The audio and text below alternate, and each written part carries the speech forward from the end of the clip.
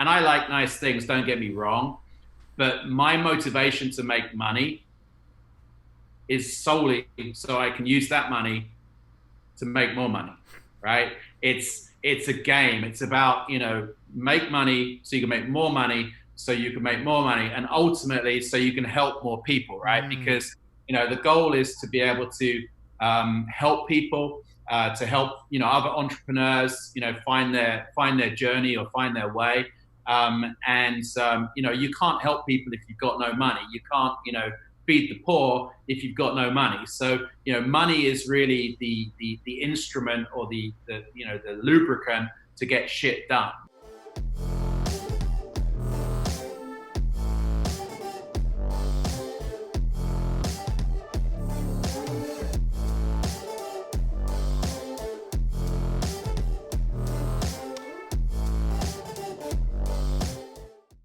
All right, Adam, welcome to the show, brother.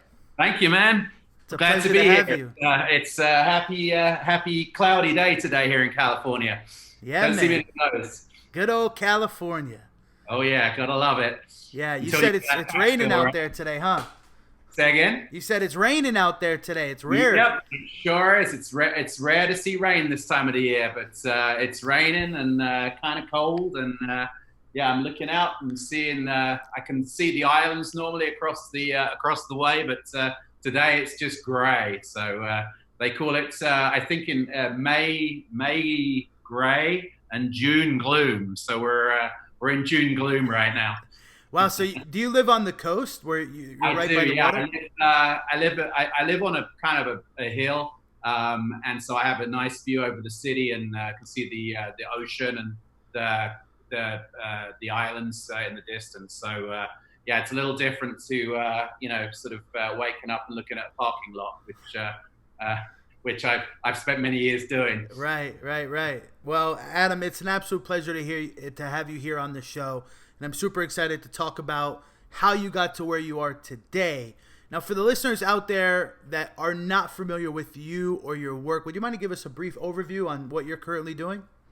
Sure. So right at this moment, I own about 1 million square foot of commercial real estate across the U.S., predominantly in Texas and California.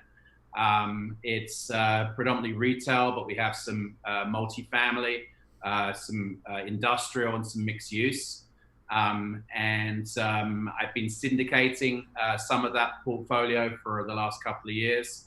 And right now, looking at making maybe a bit more of a move back into sort of workforce housing, B-class multifamily. Maybe also looking at getting into the avocado business and getting an avocado farm. Originally, it was going to be marijuana, but I kind of figured it was, if the Mexican mafia are taking over avocados and not marijuana anymore, maybe they know something. So I'm looking at that, and I'm just looking at stuff that I think is going to do well in this new reality that we call post-COVID. And tell us about that. What are you seeing right now that's kind of maybe changing your mind a little bit as to what you're used to, which is, the commercial retail stuff? Like, what are you seeing? What are you foreshadowing? What with regards to like post-COVID? Like what? Post-COVID? Yeah, like why switch up your strategy? I think you've got to be. One of the things that I've learned in my in my lifetime is to be to be flexible, to be adaptable, right? You don't want to be a master of know everything about nothing and nothing about everything. But so you want to try and specialize in certain areas or certain directions. But you have to keep your eyes open to how the markets move, how tastes change, how things evolve. And, there's a time and a place for everything. And currently, and then you've also got to look at your portfolio allocation and how you've allocated different money in, different buckets, if you want to call it that. And I kind of feel like I have enough in the retail bucket right now. I see some growth potential possibly in, the multifamily space if, pricing starts to kind of reflect the new realities. And I think the issue currently in that space is that, most sellers still have, sort of pre-COVID ideas of what stuff's worth. And yet everybody is underwriting, what's going to happen in a different way. And, the expectations that people used to underwrite, multifamily, especially that sort of B class multifamily where you would underwrite certain, rental bumps and, put, your granite countertops in or whatever it might be and get another $50 here and $100 there and, piece it together to, increase the value. That I don't think is such of a given right now. So you've got to be a lot more, aggressive with your underwriting. Also, lenders are taking a much more or deeper look at, the underwriting and requiring a lot more escrows, which means you've got to bring more equity to the deal, which in turn means if you want to get the same return, you've got to, spend less money, and the investors have to have a less, have less expectation on their return when they invest with you. So it's kind of, and also, of course, nobody wants to catch a falling, to term the phrase a falling knife. So I think right now, I think there are opportunities on a case-by-case basis, but I'm kind of really expecting to see more, based on my experiences in the last recession, more opportunities as we go into, 2021 and possibly even the beginning of 2022. So I think patience is going to be a virtue here. So B-class apartments, do you have any territory that you're looking to invest in right now? Like, do you have your eyes or, on the specific market or? So I think, it's like we were talking about offline, it's hard to know what's going to happen. Obviously, I think a lot of my decisions are going to be based on how the bills that are being proposed in California regarding rents and eviction moratoriums, also the way that contract law in real estate is handled. There's a whole movement to make it a lot more tenant friendly, at least through the end of next year. I believe some of those similar types of conditions or restrictions are being discussed in Jersey as well, where you're at. And so, I think we're kind of, I've always been drawn more to the southern states. I like right to work states. I like states that have, a varied job opportunities. So, not a Detroit with just a one industry, but somewhere that has, multiple sort of, job things that, will support longer term apartment growth and people wanting to be there. But, some of those markets like Houston particularly, as an example, the barriers to entry or to build there are relatively low. It's quite quick to get a permit. There's no zoning in most cases, in Houston at least. So it's very easy to put product up, which can lead to oversupply. So, I think some of the areas that I'm looking at right now are, going to be maybe in sort of, Charlotte, maybe Denver, Austin, maybe in Florida, certain markets, but I haven't, finalized on that yet. But I also do like to invest where I know. I'm a big believer in go where you know. So before I do anything, I definitely make sure I spend a lot of time on the ground to really kind of get a feel for it. Now, Adam, how many units are we talking here? Like, what are you looking for? So during the last recession, that we were, I guess if you want to kind of wind the clock back, when I moved to this country, I started in the multifamily space, and I picked up, they were smaller units, sort of 10 to 28 plex units. And the first unit building we bought was a 16 plex in the center of Houston, in the Montrose area. And I built up a portfolio, I think of about 150 doors in maybe 6 or 7 different buildings. But, from a management standpoint, it was a royal pain, and the tenant turnover was significant. So that's kind of when I saw the light, and I can give you some more color on, we had a property manager that was was helping herself to the rent, and ended up in a state loony bin, and then did 18 months in the state pen. And that kind of, was my aha moment. There's a better way to invest in real estate. And so we kind of got more into the triple net lease commercial space. But during the recession, I had an opportunity to go visit with somebody that was on NBC Nightline, a guy called Odell Barnes. And you can Google him. He was called the foreclosure king of America. And at the time, he was doing something like 15,000 house flips a year from his porch, sight unseen from a spreadsheet. And so after about 5 or 6 weeks, we tracked him down in the Carolinas, and through an ex-wife. He'd been married a bunch of times. And anyhow, we flew down there, and he was telling us all these stories. And cut a long story short, I ended up buying a small package of houses in Phoenix, 4 homes for $78,000 in total. And so I thought we'd better go and have a look. I had a couple of partners. We picked I went on online on Craigslist. And at the time, Craigslist wasn't sort of sketchy. It was actually kind of a good business tool. And there was a realtor advertising 500 houses for sale in Phoenix under $50,000. So we flew out there, and we basically did a run through of 400 homes in a little over a week. And we put offers in on 300 of them. This was all on the MLS, so it was all one by one offers. And we bought 50. We paid $27,000 a door on average. And the average foreclosed amount on those homes was $230,000. That's what the bank had into them. So it was literally 10 cents on the dollar. And at the time, there was nobody else buying.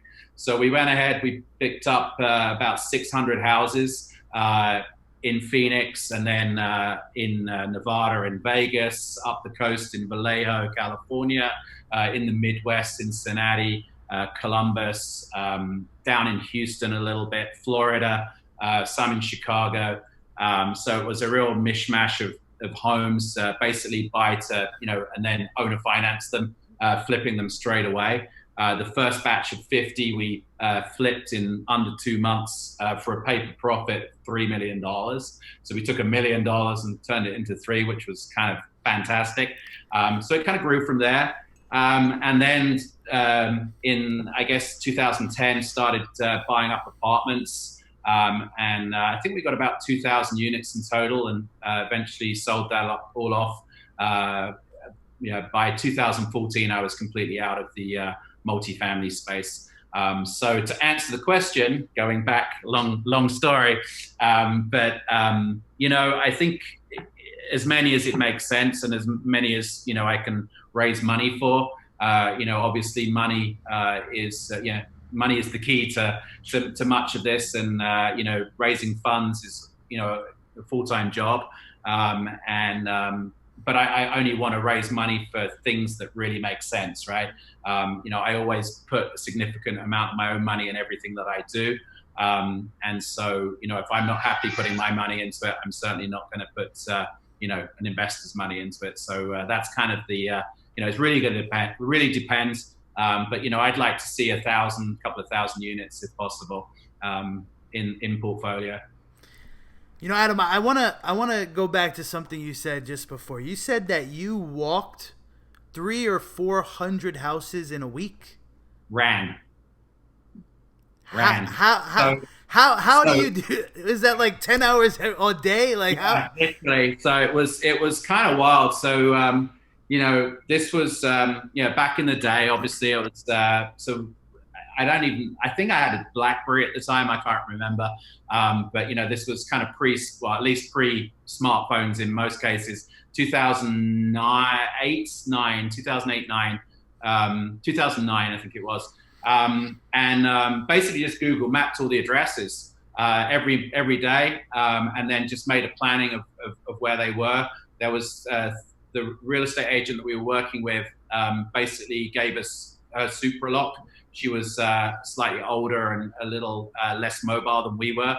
And we'd have one person driving, and the realtor, the supralock, and then two of us would jump out the car, go have a look inside, see how bad it was, if it was like super trashed or not, and make a price decision on the fly. But listen, I mean, obviously in today's world, when you're paying kind of close to retail for something, you can't make a decision based on literally a 30-second look. But when you're paying 10 cents on the dollar, when you're buying houses for $28,000 that will rent tomorrow for $800 or $900 easily, it's a lot faster to make the decision. It's not rocket science, right? And these are all in established neighborhoods, good hardworking families that have been victimized, or the victim of easy credit and the bank's kind of greed in the build up to the financial crisis. And at the end of the day, it was long days, but it was make hay while the sun shines, right? I mean, at the time I just couldn't believe that there was nobody else there, right? It was just crazy. There was no competition. It was just like, I mean, it would almost be like walking into a room today. It's like, real estate at the time was like an ugly word. It'd be like walking in today to a crowded room and saying, I'm in the middle of a COVID, I've got the virus right now, and you start sneezing over it. That was kind of the reaction. You told people you were going to buy real estate, they'd look at you like you lost your mind, right? But, I mean, there's an interesting, and I can never quite remember the exact words that he used, but Donald Trump in his Art of the Deal book makes reference to the fact that most people, when Macy's or whatever was having a 60% off sale or a 70% off sale, would stand round, queue up or line up round the corner and camp overnight so they could buy their flat screen TV for $200 as opposed to $600. But as soon as real estate's on sale, the psyche is, oh, everyone's selling, it's crap, and everybody runs for the hills. And that's the buying opportunity, right? I mean, obviously you make money when you buy. And I recognized, luckily, that was a once in a lifetime opportunity. And it was kind of a weird situation because at the time I had commercial real estate that was, I won't say it was suffering and I was a little concerned, but it was still paying its way. But I had about $10 million worth of spec houses that were fully built and fully funded. So I was burning, tens of thousands of dollars a month in carry costs on these assets that I couldn't sell.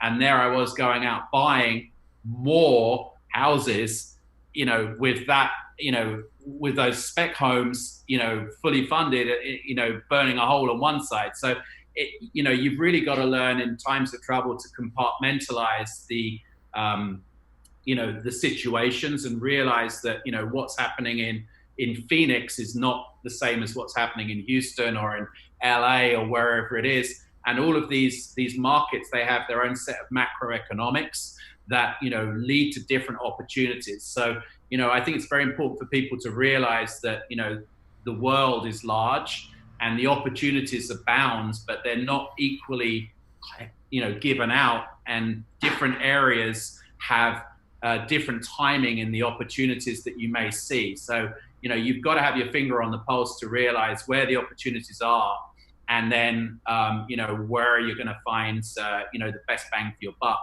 and then not be afraid to get on an airplane and go make it happen or go do it, right? Because, that's obviously showing up is the first step in any business venture, right?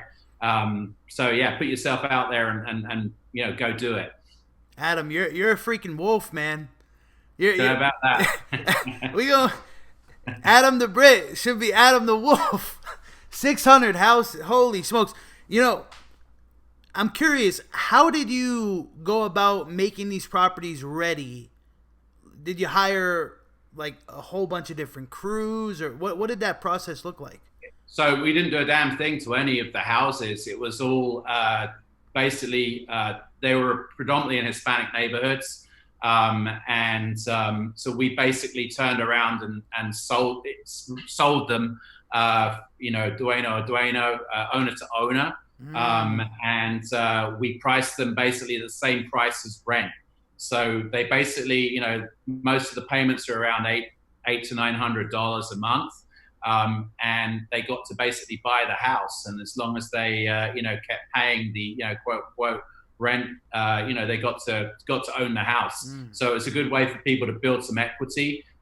Those houses, just as a kind of a data point, those houses today, on average, are worth around 150, 160,000, maybe $175,000. So, the people that got in then, they've made a good number, and they didn't have to pay rent, whilst building up equity. So it was a kind of a win-win. But, the reason we chose predominantly, we chose markets where we believed that people that bought those houses would have the skill sets or know people to get them fixed up, themselves cheap, right? So it's a lot cheaper for someone to do, the work themselves. If they, let's say they're a contractor or they work as a painter, they probably got friends that can do some plumbing, electric, whatever, and they can get it a lot cheaper than I could. So we basically gave them the opportunity to do that. And obviously not everybody made it. A lot of people did default, but then we just kind of started the process again. But that was a lot of moving parts. To scale it quickly and to do it remotely in multiple locations. That's an ideal way, because basically you're handing the responsibility back to whoever buys it from you. Right. But you're also giving them a good incentive, right? Because they're getting to rent or buy for the same price as rent. Absolutely. Adam, I'm really curious here. I want to take things back and switch gears up, because right now you own 1 million square feet of retail shopping centers. You got apartments. You're doing some houses. I mean, you got a lot of moving parts here in the real estate world. But how did you start? Let's take it back to high school, right? Like, were you a good student in school? Did you go to university? Like, what did your upbringing look like? So I grew up in England, as you probably guessed from the name and the flag and the back and the accent and all that. I grew up in a fairly small village, about 1,000 people, and both my parents were sort of small entrepreneurs. My dad was, or still is actually, a graphic designer, and my mother was and still is, of all things, a basket maker by royal appointment. So she made baskets for Prince Charles and for the City of London and other stuff. So I kind of saw this in my parents, that there was this kind of, work ethic and this entrepreneurial spirit. And I grew up in, middle class house, we didn't have a lot of money, but we didn't really want for anything. And I think just from a very early age, I always had drive. I always wanted, I wanted money. I wanted to travel. I wanted money. I wanted to, have a new bike. I wanted this. I wanted that. And, I kind of realized that if I wanted stuff, I had to go work. So I had a bunch of little jobs growing up. A lot of them were kind of, little businesses. We had a car wash business in a friend's pub. In the car park, we washed cars. I used to, walk dogs. I managed a strawberry farm. I drove tractors. I did all kinds of stuff. I picked potatoes. I washed dishes. I did everything. And then I got really into music. So I was I used to like New Romantic and punk. Back in the day, I had a lot of hair. So when I see a picture of that. You gotta share a picture one day. I can't. I was looking for one a couple of weeks ago, and I can't find any. But I used to go down, in the UK, the village I grew up in was about 50 miles outside of London. So I used to take a train down to London when I was in like 14, 15. My hair was all spiked up, and at the time we had all the Japanese tourists. That's when, now you have all the Chinese, but then it was Japanese, and they'd all be down in London, down in the King's Road and Carnaby Street. And and I'd be down there with my spiky hair and my chains and all this shit, and they'd be taking pictures, and I'd be getting, pound, a couple of pounds, a few dollars here and there, and it was it was kind of fun, but unfortunately that did not go down well with my school, and I got repeatedly asked to conform. We had school uniforms back in the day, and eventually they said enough's enough. You got to go. So I got kicked out of school when I was 17, and then I did a year at like a kind of community college, and that was that. So at 18, I kind of needed, I had a choice, right? Go, work in McDonald's or something for no money, or, figure it out myself. And, I kind of believe that, there is a huge advantage in going to school and going to college. For some people, certainly if you want to be an attorney or, a doctor or something that requires a college education. But for a lot of people, it maybe is not the right step, because, having a piece of paper doesn't, it may open doors, but it doesn't do much more than that for you. And so for me at the time, I realized that I could either go get a shitty job or create my own job. And that was the only way I was going to, be able to travel, which was really my goal when I was younger. So as I said, I was really into music, and I was involved with a few bands, and I started a music management company. So we started managing rock bands, touring across Europe, and getting some TV. It was a lot of fun, a lot of parties, a lot of girls, sex, drugs, rock and roll, whatever you've read about, being in a band and being in that world, it's all true. But I just wasn't making a lot of money from it. And so I started running some other little businesses at the time. The red telephone boxes that are famous in England. Sure. The British Telecom started selling those off in bulk.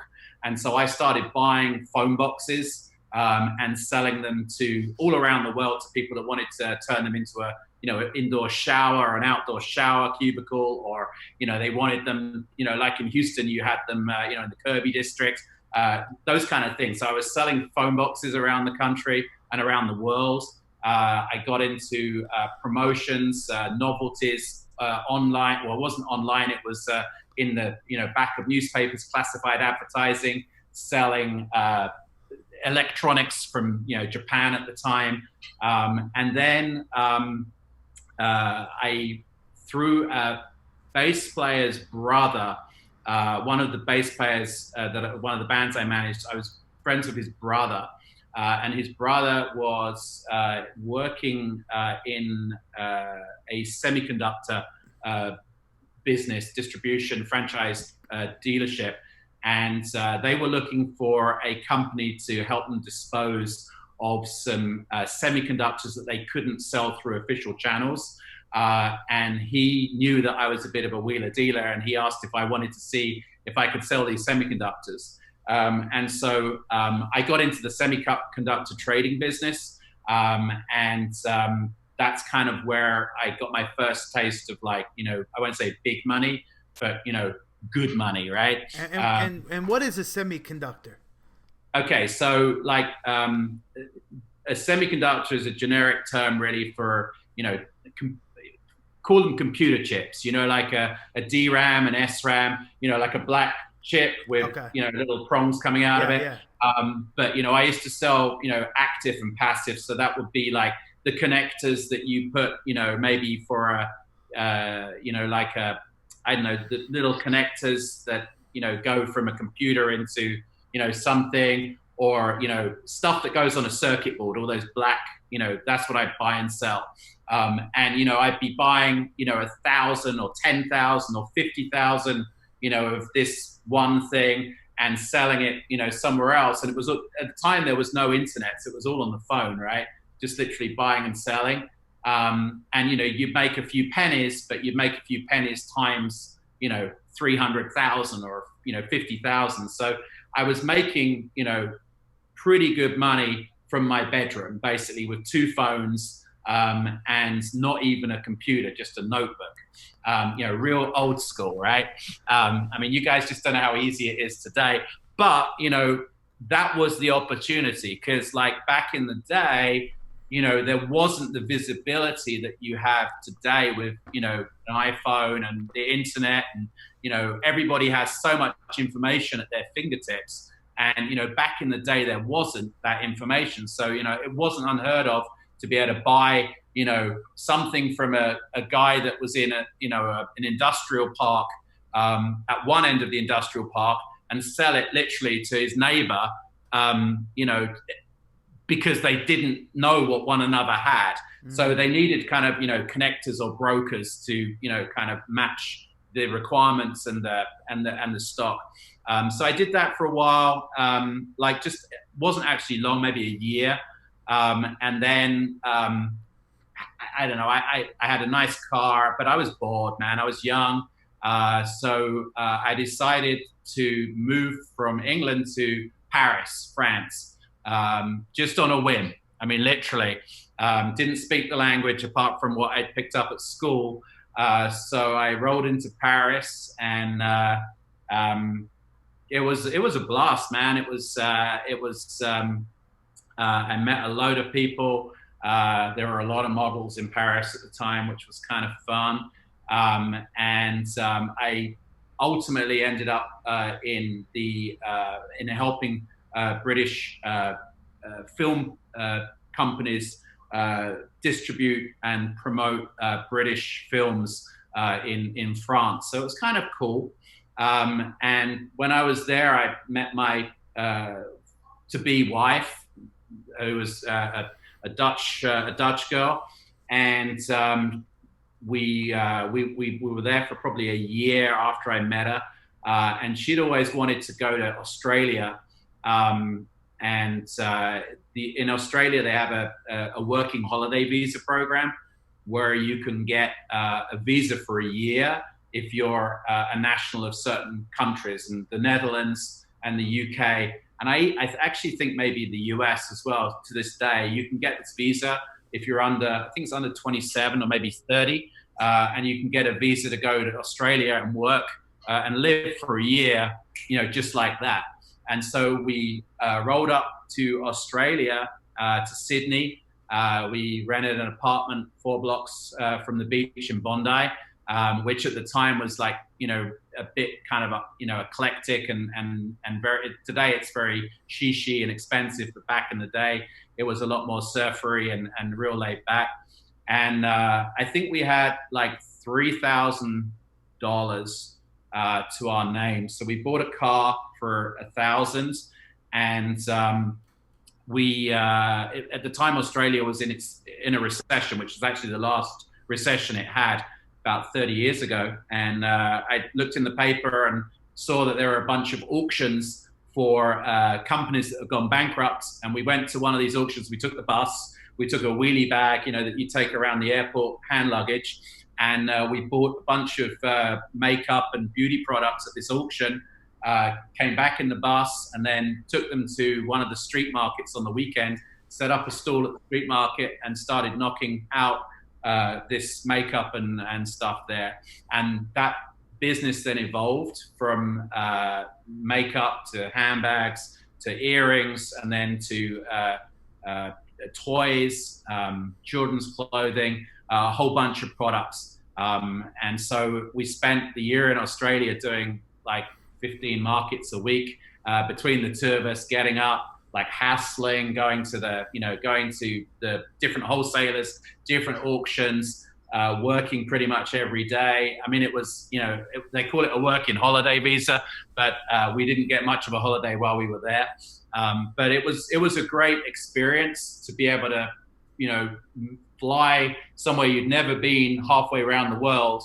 Admittedly, we have a common language, but that was really the only thing that we had.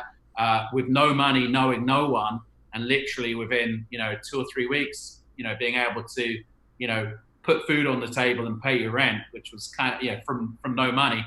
So it was cool.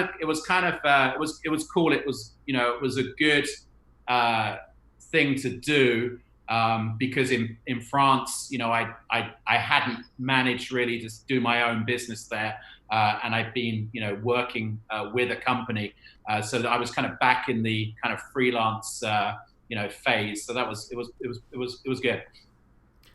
Wow.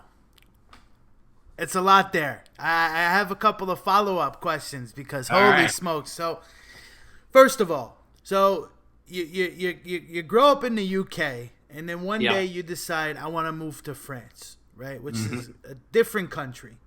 Yeah. Which They have good croissants in France, man. that's The an wine's good. extremely The wine's bold good. move. It's You just know, like, wait, what was that? I said the wine's pretty tasty and the Yeah, croissants are good. Yeah. but that's a bold move, though, right? Like that. How old were you at the time? I was 21. 21 years old, moving to, I don't know many 21-year-olds that would just pick up and move out of the U.S. to move to like, Japan or something. I mean, they're out there, but it requires, definitely like a very bold attitude and kind of have to be like fearless a little bit. Because did it ever cross your mind like, well, like I don't know anything about Paris. I've never traveled there before. I don't know anyone there. I don't know who to call if I need help. Like, did those thoughts ever cross your mind? Well, I have been to Paris a couple of times before, so it Okay. wasn't, unknown to me, but just, to visit for a couple of days.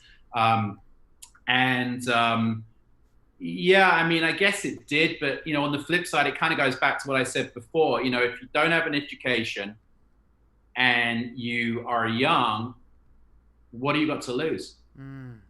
I mean, it's you got to look at anything that you do in life. You got to look at the plus and the minus, right? And if the benefits outweigh the negatives, then go for it. I mean, it's like this is what makes people interesting, and this is you've got to go to know. If you never go places, you're not going to learn and grow. And if you don't learn and grow, you're dying, right? So you should never be afraid of the unknown. You should be excited by it. And traveling, France. Listen, at the time, if it had been Iraq or it had been, I don't know, Afghanistan or North Korea, sure. I mean, that's but we're France is it's almost. I mean, it's a different language, but it'd be like moving from here to Mexico. I mean, it's. I mean, I wouldn't just pick up and move to Mexico tomorrow, even though I live here in the States. But that's just me. I don't know. I don't have that. I don't know if I have that in me. Well, you got to have it in you, man. I mean, yeah. I've always wanted to. I mean, I traveled a lot when I was doing the music and the bands. We traveled all across Europe, France, Holland, Belgium, Germany. Right. We did a lot of TV and all this stuff outside.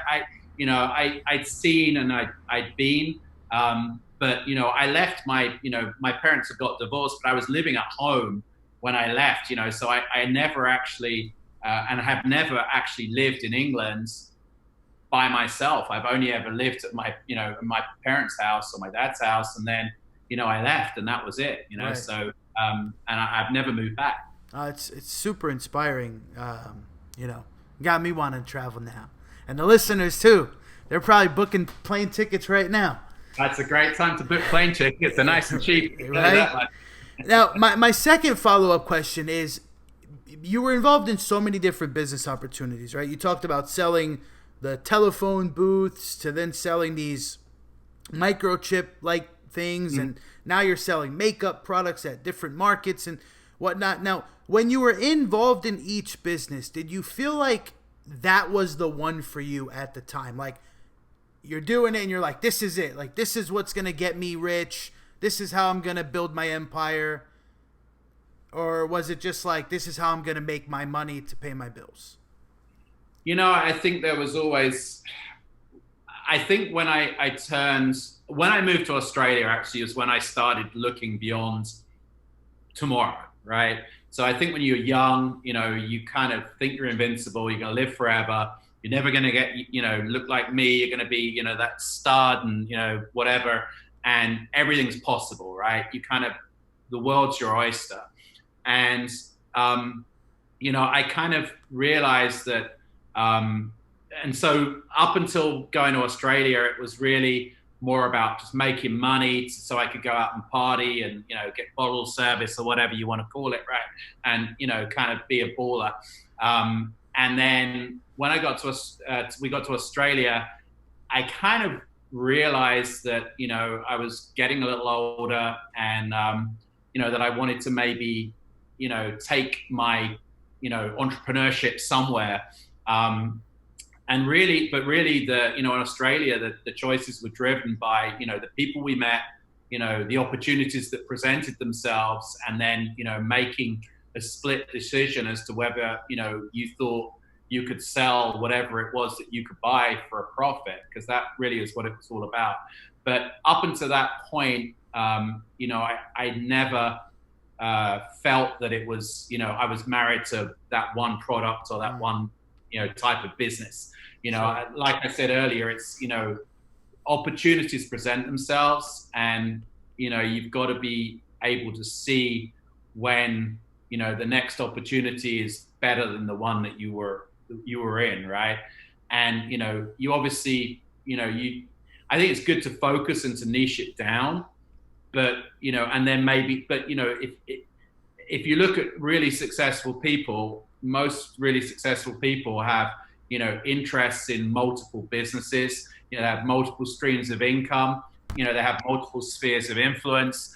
And, so, I was never really, a one-horse pony. It was always, like, let's try and find multiple things that we can do. Because, just to give you an idea, if you're trying to sell, winter coats in Houston in July, you're not going to do great business. But if you're selling, pool equipment or, I don't know, swimwear, that's a business to be doing in the summer. And then at Christmas time, if you're selling kids' toys, you're probably going to do better than if you're selling, garden equipment, right? It's kind of, market appropriate, right. And, learn what people are looking for, whatever time it is, and, give people what they want. That's one of the first rules of business. I've never been one to try and create a market or make a market. Let somebody else spend the time and the effort and the money on making the market. But, once the markets are defined, then, use that knowledge and provide the market what it wants. And get your piece of the pie. Yeah, absolutely. It. Now, what happened after Australia? So after Australia, we traveled around Southeast Asia for a little while. And then, as I said, my wife was, or is still my wife, and she wasn't then, she was my girlfriend, but she's Dutch. And I just didn't want to go back to the UK. And so we decided to move to Holland, to Amsterdam. And, it was kind of exciting because I've been to Amsterdam, I think twice before. But as you may or may not know, Dutch is, not the easiest of languages to understand or learn. Yeah. Dutch people do pretty much by and large speak English. But, I've learned from my traveling that, if you really want to integrate and you want to make money and do business in a place, you really do need to speak the language in the place you're trying to do business. It really helps, especially, at a more grassroots level, maybe not if you're in a corporate environment, but, more at a grassroots level, especially if you're doing retail, you need to be able to, converse in the local languages. And so we moved to Amsterdam. It was very challenging to find an apartment. To this day, it's really hard to find apartments in Holland. But we eventually ended up getting a one-room apartment, not even a studio, just like a room, like a studio with everything in the room, in a apartment flat that was just for single women. So I had to live there kind of illegally. And my wife got a job working as a clothing buyer. She was that's what she went to college for before she went to to Paris, and I ended up going back on the street markets. So I started buying and selling. What did I start with? Oh man, I was trying to think. Socks. I started selling 6 pairs of sports socks for like $3 or something in a bundle, and then that kind of went pretty well. Then I got into ladies' handbags, and then at the time, England was going through a recession, and I started buying like stock lots and overstock in the UK, and predominantly clothing, so like sweatpants and sweat tops, and then I started doing more and more in the children's clothing, and then I just turned it into children's clothing. So at the height of doing it, I was doing 23 markets a week. We had a retail store, and I was doing wholesaling every night. And I was buying truckloads, like tractor trailer loads of, men's shirts and socks and children's clothing from all these different suppliers and importers all over the UK, and then ultimately from Thailand, Hong Kong, China, from Southeast Asia. We started buying overstock and just knocking it out cheap. And, I would literally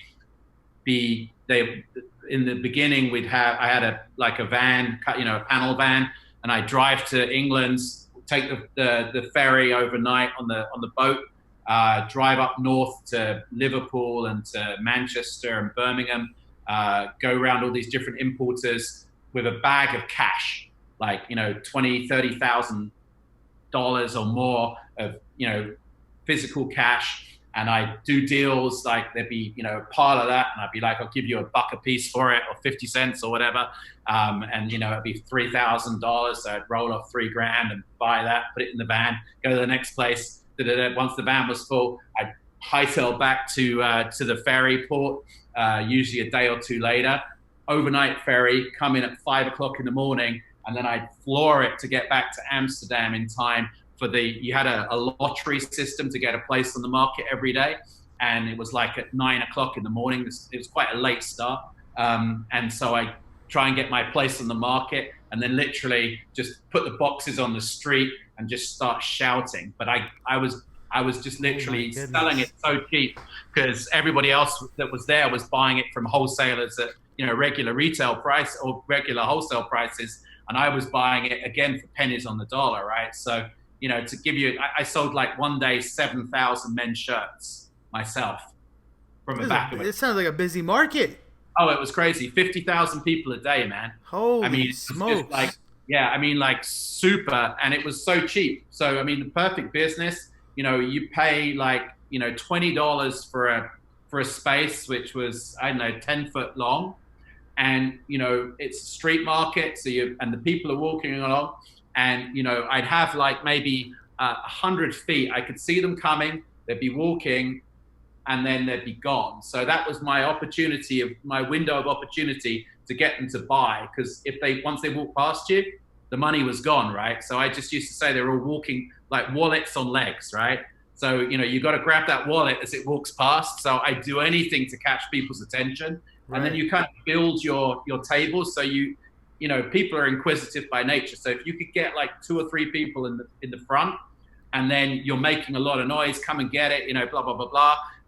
Then people are looking, they want to know what's going on, because they're kind of nosy and, curious. So then you get more people, and before you know it, you're building this like throng of people all trying to get stuff, and they're all fighting for the stuff. And it was pretty cool, man. It was a lot of fun, but it was tiring. It was tiring, but it was real commerce. I didn't take credit cards. It was all cash. And it's, you knew instantly if you had a hit. If you want to compare it with today, that's all kind of gone virtual. So you're now, on, you're doing your, selling on Amazon, or you're selling on eBay, and it's the same kind of thing. It's just the electronic version of it. But back in the day, obviously there was no Amazon or eBay, so old school. So you were basically doing old school e-commerce, right? Like not even drop shipping, because you were actually picking up the stuff. You're driving all the way there to pick it up. I'm curious, where were you housing all this inventory? So I'd rented originally I had so in Holland, it's a bicycle, country, right? So I was living in this flat, which was like, I don't know, this one room flat was like 9 stories up. And so I'd come down in the morning. I had like a bicycle, like little bicycle storage, which was maybe, I don't know, 15 foot long by, 8 foot wide and quite high. So I pile this thing up with boxes and stuff. And then I had a dolly, and I like literally have to walk. It took me like 35, 40 minutes to load up the van every morning. And then in the evening, after doing all this shit, I have to unload it all again. And then, after a while, I got out of doing that, and I rented a warehouse, and then I rented a bigger warehouse. And then towards the end, because I was getting so much stuff, I had I just took pallet space in a distribution warehouse. So I had like, maybe 200 pallets of stuff, and I would have it at a distribution warehouse, and I just go pick once a week what I needed. Now, after Amsterdam, I'm trying to just fill in the gaps here. How did you make it to the U.S. and eventually get involved in real estate? Did that come after, or were there other things in between? So the markets ran about 5 or 6 years, and it's tough, right? I mean, you're standing out in the weather all day, every day. It's long days. I was doing the wholesaling, had the retail. I was going backwards and forwards, buying stuff all over the world. I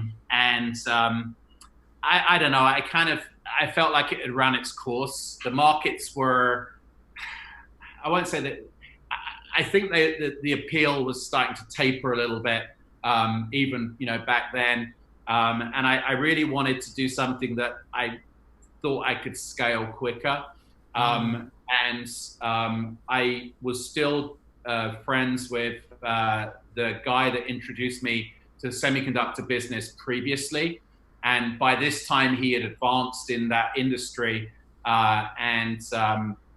Once again, there was another opportunity to get involved in that business. And so I started again in the semiconductor business, again from a spare bedroom at the time. By this time, we had computers and internet. This was in 1997. And so I started a semiconductor business. The first year, I really knew nothing, and it had kind of, evolved since then. And so I started from my bedroom. I think the first year I made like $100,000. The second year I made $300,000. I hired somebody, and actually a couple of people, and managed to buy an office warehouse building with no money down, which was brand new.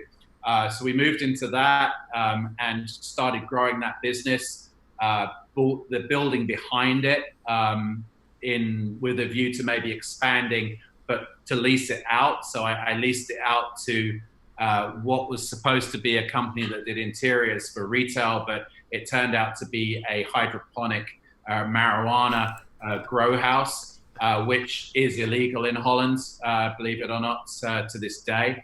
They always used to pay cash, and the money was always a little smelly, but it's all green, right? Well, actually in Holland it wasn't at the time green, but anyway.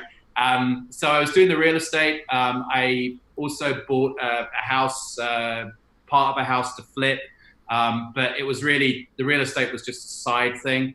So it was really the semiconductor business, but I started doing a lot more international business. I started helping companies in England with their outsourcing their production to the Far East, to China, Hong Kong. Actually, not Hong Kong. We used people in Hong Kong with factories in China and in Thailand. So I basically was helping them for free, but with the understanding that I would get the contract to supply the components that went in the products that they were making. Started doing that. And then I got the opportunity. There was a distributor based in Germany, and they had about 150 million, publicly traded company, had about 150 million dollars worth of stock, and I was able to get a Excel spreadsheet of their whole stock portfolio. And so at the time, there were a number of websites that had just started where you could post stock, and people could go search for stock and basically buy from you, right? And so I decided that I would start doing that. So I started doing it in Holland, and it was very successful. But a lot of our customers were from the US. And so I decided that I should come to the US and open an office here and hire some people so we could have our business running here. In the interim, I'd also opened a small office in Hong Kong, and so then I'd be trading 24 hours a day. Money never sleeps, right? So I flew to the US. I went to Houston because my sister happened to live in Houston, and it's kind of split between East Coast and West Coast, middle of the time zones. Great time, it's a great position to be. Relatively cheap. It was warm. I didn't want to be in a cold place, and there's at the time there were and still are plenty of flights to Europe, so it was kind of ideal. So rolled in there, rented a small office in Rice Village, and hired somebody, a friend of my sister's, 2 phone lines, and uploaded the stock list with the phone number. And the first week, we sold for $300,000. Boom.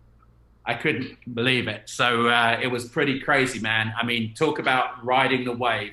This was just before, and a lot of your listeners are probably too young, but just before, in the year 2000s, people thought that there was going to be Y2K. That was going to reset all the computers, and there was going to be a complete crash of I remember that. Planes were going to fall out the sky and all of this. Now, it never happened when it reset from 1999 to 2000. They thought it was going to go back to 1900. But it was a huge stimulus for a lot of production, a lot of sales. So that's how I got to the US. I started that company with one person. We grew that. I got an E2 visa for the US because I was starting a company, which is a visa that you can get to this day still. And after a while, I changed the status. The company sponsored me to get a green card. And so that's how I got to, be here, permanently, legally. And at the same time, I'd been building up money to invest in real estate. I read a lot of real estate books, and I was, I love the passive income. Well, as it was presented, what I was reading, it was definitely I was under the impression that real estate was probably a lot more passive than it really is. But I had that, desire to have passive income as well as my active income. It kind of goes back to having, multiple streams of income or multiple revenue sources that, are ideally unrelated. And so that's when I started with the first 16-plex in Houston. You're a true hustler, man. Yeah, that's why I love this show, Adam, because I had no idea, man. Listen to me, man. I mean, no one's gonna make it. No one's gonna do it for you, right? It's kind of like, holy smoke. Every morning you wake up with a whole, we're blessed in this country. Most people, you wake up with, multiple options, right? You can choose, every day you've got to decide where you're going to spend your time, where are you going to make your money today, what you're going to do, or if you're going to do it, right? And it's kind of like, back, especially at the beginning, you don't have anything to fall back on. So, if you don't kill, you don't eat, right? It's kind of like, it's kind of the old hunting and gathering kind of thing. And, primitive people were always out hunting and gathering because it never stops, right? And it was only when they kind of figured, hey, we can, get some of these animals, instead of killing them, let's put them in a field with a fence around it. And, we can, not have to go out and kill them every day because we've got a bunch of them. You know what I'm saying? So that's kind of the same mentality, but at the beginning, you got to go out and make it happen. So, looking back on it, it seems like a lot of different things and a lot of hustle, but, it was really just a progression of, wanting to grow and wanting to evolve and wanting to achieve and, not wanting to be, poor. Like a snowball. What else do you do? Right? You never stopped. You just kept going. And yeah. It just momentum just kept building and building and building. Adam, I'm curious, knowing what you know now, right? Sitting on, your portfolio, which is tens of millions of dollars and all the success that you've had. If you were to go back in time, knowing what you know now, to, let's just say, when you were selling those telephone booths, what would you have done differently? You know what? I think,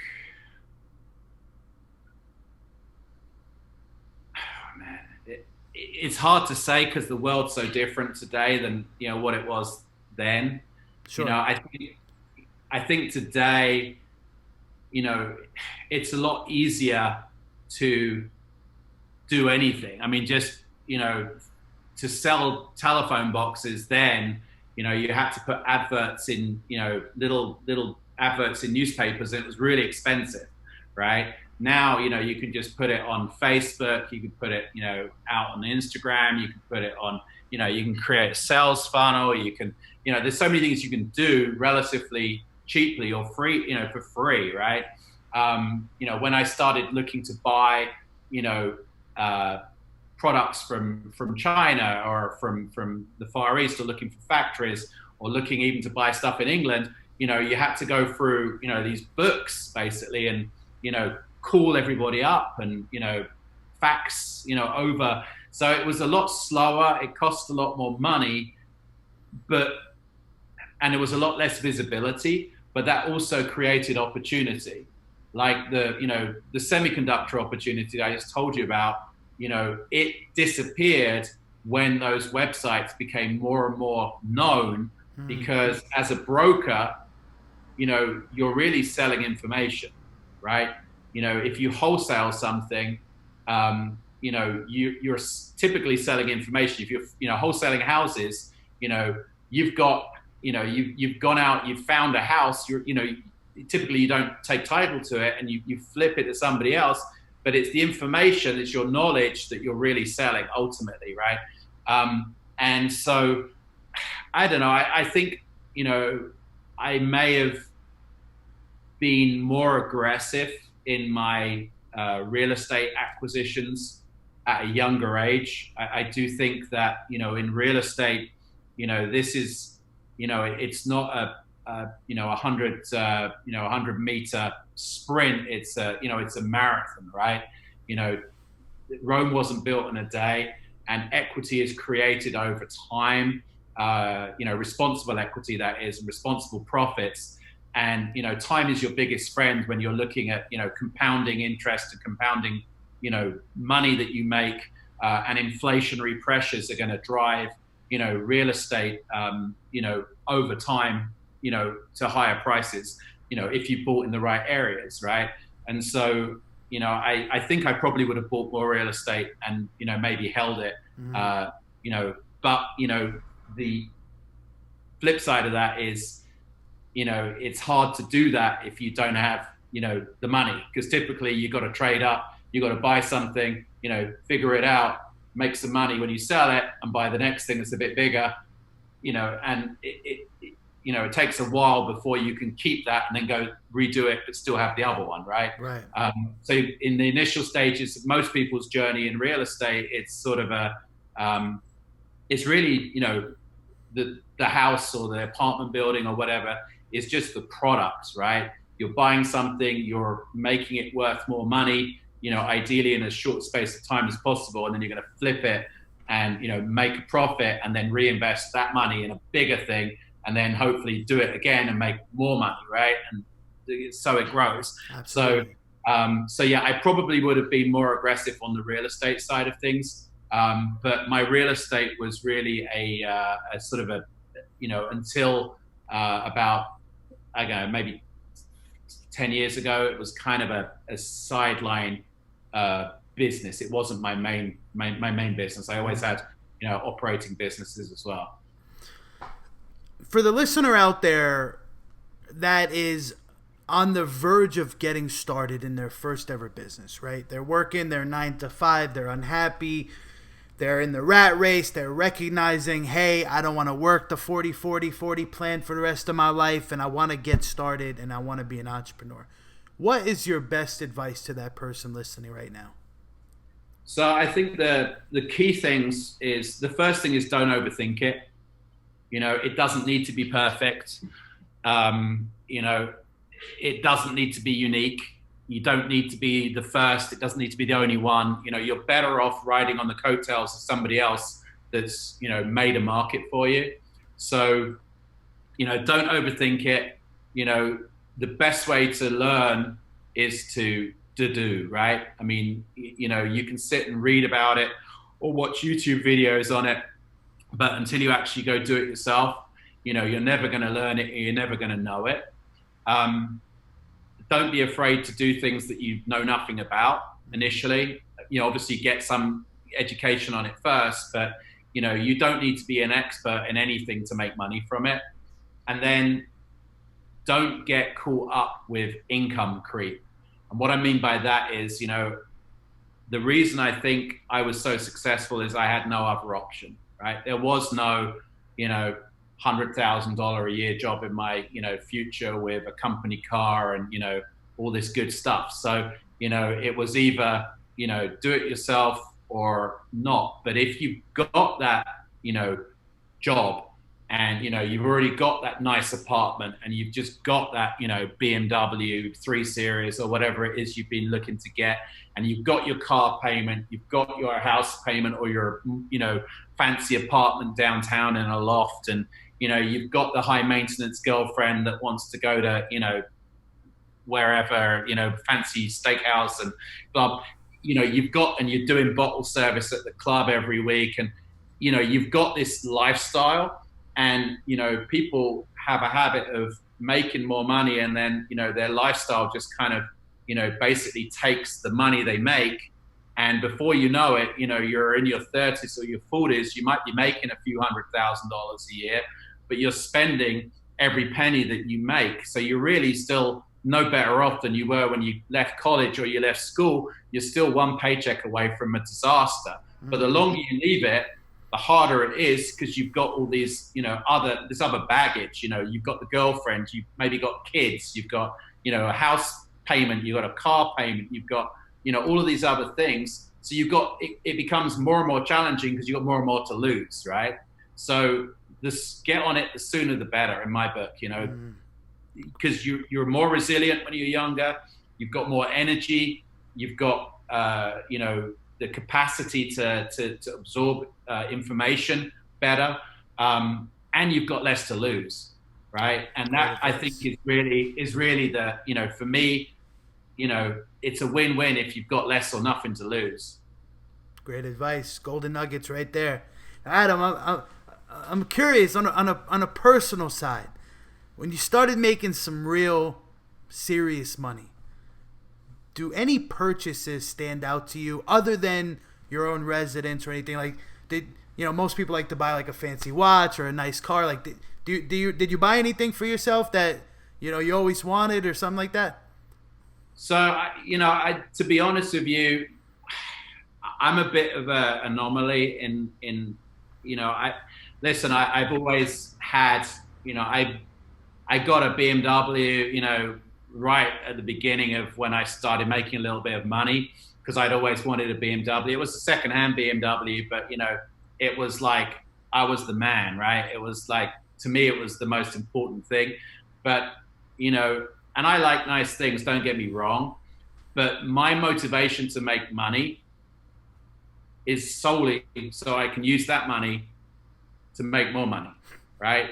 It's a game. It's about, make money so you can make more money, so you can make more money, and ultimately so you can help more people, right? Because, the goal is to be able to help people, to help, other entrepreneurs, find their journey or find their way. You can't help people if you've got no money. You can't, feed the poor if you've got no money. So, money is really the instrument or the lubricant to get shit done. So for me, it was never really about the fancy, cars and the private jets and all the bullshit. It was just about, making money, having the freedom that money gives you. The money gives you the freedom of choice. It gives you the freedom to decide how you're going to live your life and how you're going to, what you're going to do, and what you're ultimately going to do with it. And it also obviously helps provide for your kids and your family and people that you care about. So to me, it's never been about stuff. I've never been a big stuff person. In fact, I've famously said, I could fit my life in 2 carry-on packages to take on the plane, and that's all I need apart from the people. I wouldn't be sad. I don't really have emotional attachments to any stuff. Stuff is not my thing. Sounds like you've read a Kiyosaki book or two, right? I do remember reading my first Kiyosaki book. It was a long time ago. Yeah. I think he has I think he provides an education for people that, are looking for direction that is, very valid. And, certainly the first, the Rich Dad Poor Dad book. I definitely think it's as relevant today as it was, when it was written back in the day. But yeah, I mean, at the end of the day, stuff is just, it's transient, right? And, typically when you buy that watch, it's, baller, but, we are as humans, built to become accustomed to things quickly. We accept quite quickly. I mean, look at this whole Corona, lockdown stuff, we just accept these things you just accept it. That's human nature. And so if you spend your life trying to achieve, material goals, then you're doomed to be unhappy, because you're going to get that, and then it's just going to become part of your reality, and it's not going to turn you on any longer. It just wears off, right? And there's only so many, there's only so many cars and planes and houses and stuff you can buy, and then what, right? It's sort of, so I think if that's your trigger and that's your driver, you're probably, it's to me, it's not the right thing to be driven for. I can appreciate that. That's it's great advice. Floyd Mayweather Jr. bought a $1.8 million watch, and I'm just like, what are you gonna do with a $1.8 million watch? Yeah, it's just it's any other watch. Yeah, I mean, listen, it's people have a brand. I mean, look at Cardone. I mean, he's got his jet, he's got the watches, he's got all this stuff. And, that sells, right? So that package of success or perceived success, that's what, made him relevant to, a younger demographic. He's a 63-year-old guy or whatever, but it's the cars, it's the planes, it's the lifestyle, it's that aspirational thing that people look for. And so he packages that up as a brand, and, branding, self-branding is obviously in this day and age really important. And, if that's how you want your brand to be portrayed, then that's fantastic, right? But, a lot of very successful people, don't have that kind of flash, right? That's a choice. It's not, the true wealthy and the truly successful people that I know, they may fly in a private jet, but they're not posting on Instagram, right? Yeah. They may have a nice car or two, but, it's not going out for the world to see.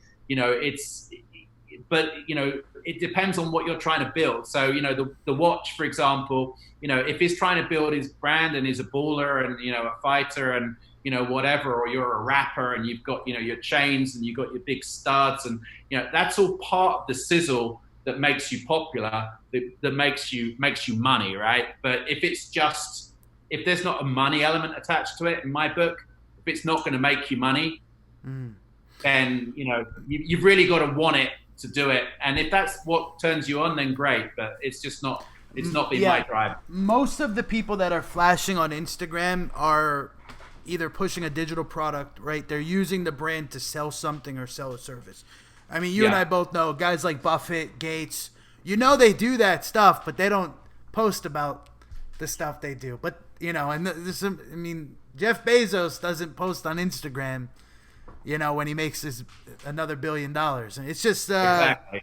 Different styles, I guess. Yeah, for sure. Adam, I got one last question for you, and I ask every guest this question. I'd like to extend that to you if that's okay. Sure. In your entire life so far, what has been the absolute best advice that you've ever received? Oh, man, that's a hard question.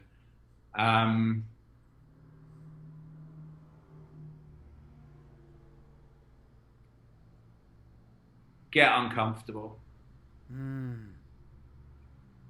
Get uncomfortable.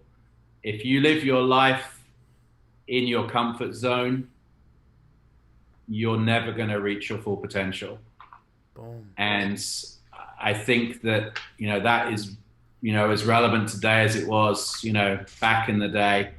And, not to kind of, I know this term gets overused, but, there's an abundance of opportunity, of money out there. And, there are so many ways in this day and age to create, wealth and to, create things that people want, to help people. But it all involves putting yourself in a position that you weren't, that you're not maybe comfortable with, right? So yeah, you've got to kind of put yourself in an uncomfortable position and, go to know. This is kind of a phrase that I, throw out a lot. If you don't go, you won't know. If you don't get on a plane and fly to, wherever, England, then you won't know that there's an opportunity in England. Or if you, don't get on the plane and go down to Houston, you wouldn't know you can buy, a house there for, $70,000, that, would cost you $500,000 in LA, or whatever it might be. You've got to kind of go to know, and you've got to, expand your realities.